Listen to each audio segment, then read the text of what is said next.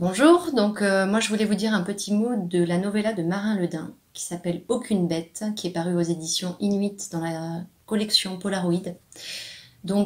Aucune bête, c'est une novella sportive qui va nous plonger durant 24 heures dans la tête d'une femme qui s'appelle Vera, qui est une athlète du quotidien, parce que Vera, elle fait partie de ceux qu'on appelle les circadiens.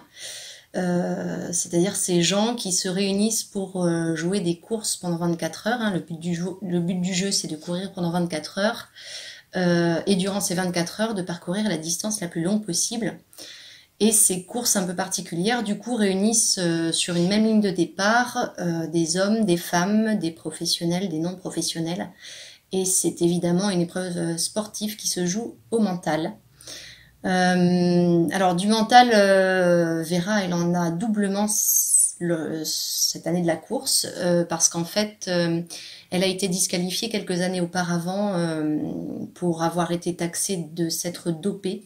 Parce que lors d'une course précédente, alors qu'elle était malade, elle a pris de l'éphédrine, qui est considérée par les autorités de contrôle sportif comme un produit dopant.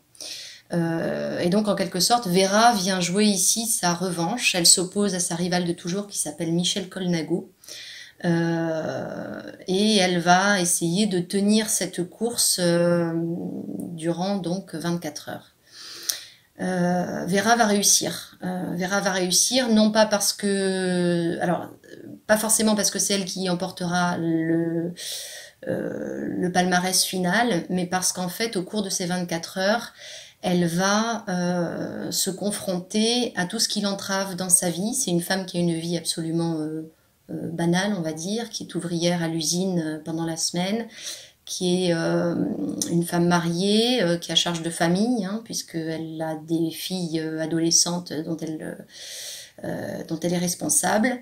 Elle subit au quotidien tout le poids de la société en termes